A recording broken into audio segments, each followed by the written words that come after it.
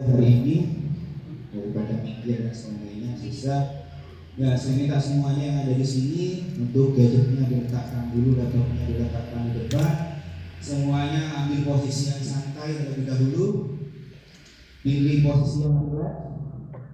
Kita lakukan tidak lebih dari 2 menit saja. Oke, semuanya duduk dengan posisi ternyaman. Oke. Yang masih bingung ditaruh dulu semuanya, taruh posisi tangan di tempat yang nyaman menurut teman-teman sekalian. Jangan taruh dulu. Oke, cari posisi yang nyaman. Kalau memang bersandar nyaman silakan bersandar, kalau mau tegak nyaman silakan tegak. Sudah di posisi nyaman masing-masing. Oke, sekarang ikuti instruksi dari saya. Kita bersama-sama mengenali nafas ya. Coba kita ambil nafas, keluarkan. Oke. Coba lagi ambil nafas, keluarkan. Oke. Sekarang ikuti instruksi saya semuanya. Kalau yang mau memejamkan mata silakan memejamkan mata, yang mau buka matanya silakan, terserah. Oke. Kalau saya bilang ambil nafas, ikuti ketukan saya. Ambil nafas 1, 2, 3, lepaskan 1, 2, 3. Gitu. Oke, bisa dipahami? Oke, sekarang semuanya ambil nafas, jangan tekan 1, 2, 3. Kita mulai. Ambil nafas 1, terus ambil 2, terus 3. Hentikan dulu 1, 2, 3, keluarkan. Oke. Keluarkannya bisa melewati itu, nggak lewat mulut, yang penting hanya 2 tempat, jangan lewat yang lain. Ilangannya beda. Oke, kita lanjut semuanya. Ambil nafas 1, 2, 3, tahan sebentar. 1, 2, 3, keluarkan. Oke. Sekarang ambil nafas, ulang lagi 1, 2, 3, tahan 1, 2, 3, hembuskan. Nah, sekarang kita coba dengan hitungan 7. Ya, ambil nafas 7 hitungan, disimpan 7 kali, dihembuskan 7 kali. Coba ya. Kita ambil nafas 1, 2, 3, 4, 5, 6, 7, tahan 1, 2, 3, 4, 5, 6, 7, hembuskan. Sekarang merilekskan tubuh teman-teman sekalian. Gerakan, coba digerakkan tangan yang kanan. Coba digerakkan tangan yang kanan, terserah gerakannya mau digerakkan ke kuku dan sebagainya. Oke, coba bayangkan sekarang kita coba gerakan dari jempol, setiap dari jempol menuju ke kelingking. Oke, satu. Kita coba gerakan seperti bermain piano. Oke, coba gerakan. Oke, perlahan sambil ambil nafas, gerakan jari-jarinya, keluarkan. Oke, sekarang coba pindah tangan. Oke, gerakan jari-jarinya. Oke, perlahan ambil nafas sambil menggerakkan. Oke, sudah. Oke, hembuskan. Kita coba lagi sekarang lebih fokus kembali. Sadarkan dulu teman-teman bahwa kita di sini sekarang sedang melakukan pelatihan, bahwa semua kesadaran yang masih ada di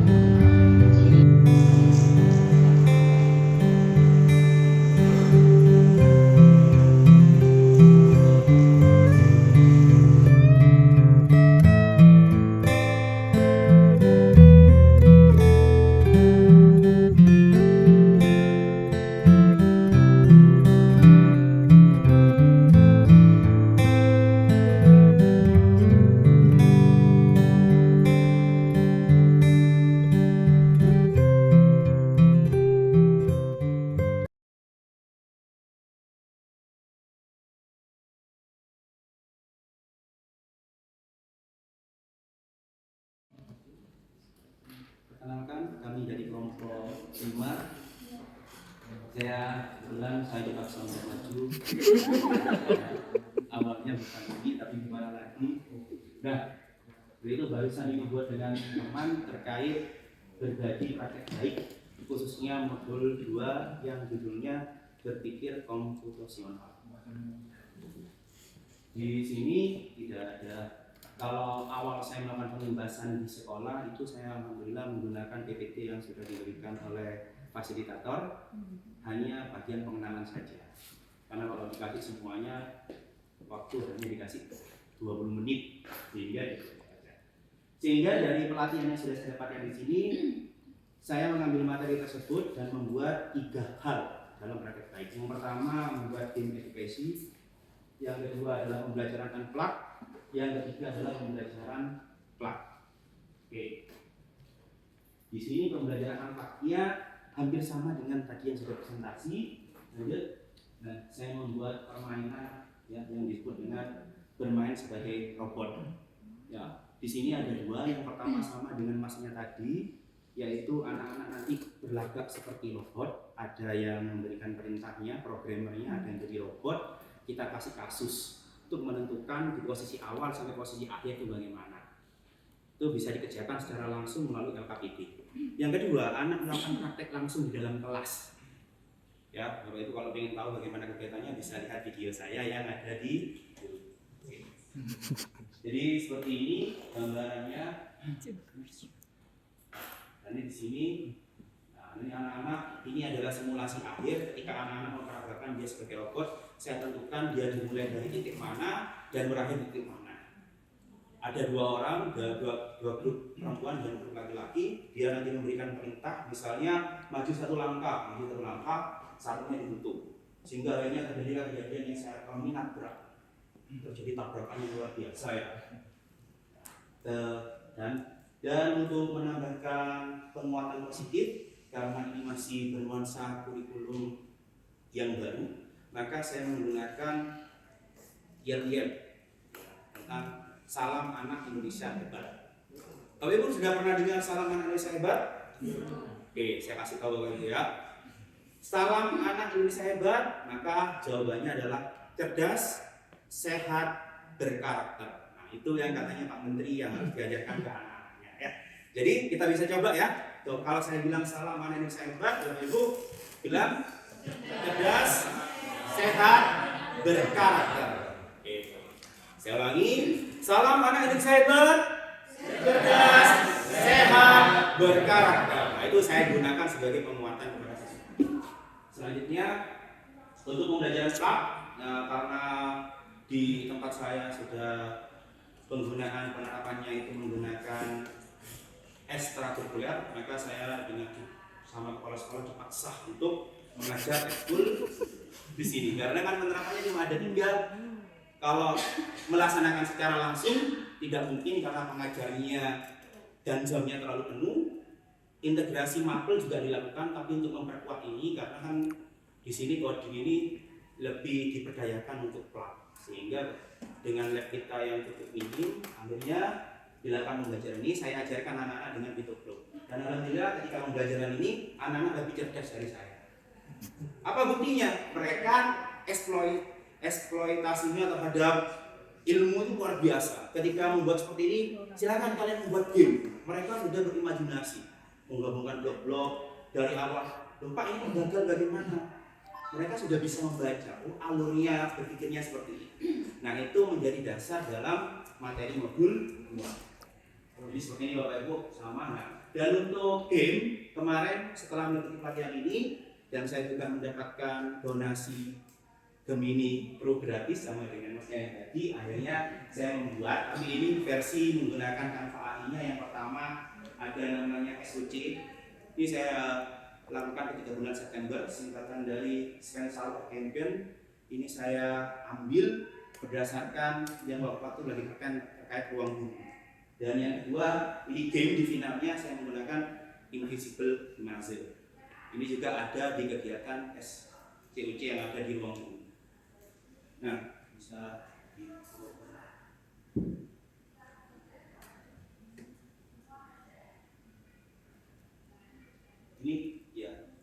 baru murni membuat aplikasi tanpa tahu coding. Kita menggunakan tanpa AI dengan prompt. Nah, ini adalah permainan digital yang saya sebut dengan namanya Invisible English. Cara permainannya, kenapa saya hubungkan dengan berpikir komputasional? Ketika kita klik, coba pilih permainan Google. Nah, di sini sudah ada navigasinya, permainannya seperti ini. Klik mulai kejuaraan. Nah, yang pertama, nanti Bapak Ibu akan berikan waktu untuk menghafal posisi dari start dan finish. Dan di situ nanti ada balok-balok. Balok-balok itu nanti ketika hitungannya sudah 15 detik, saya setting level 1 15 detik, level 2 sebagainya. Nanti balok itu akan gelap dan anak-anak nanti harus menghafal rutenya. Saya pasang peraturannya adalah tercepat dan waktu yang digunakan paling cepat dan jumlah langkah paling kecil itu adalah pemenangnya. Ini coba Mas digerakkan mulai waktu. Nanti digerakkan pakai yang bawah karena memang niatnya nanti menggunakan HP bukan menggunakan komputer. Nah, jadi dia lewat.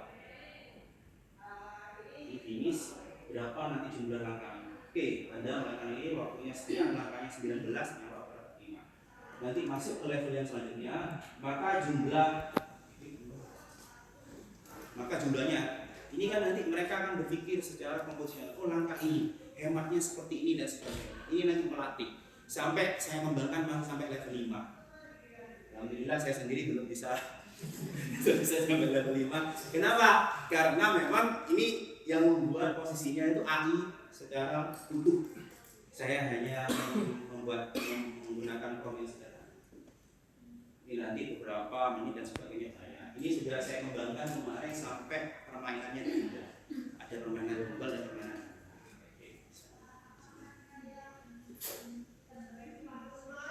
Ini untuk yang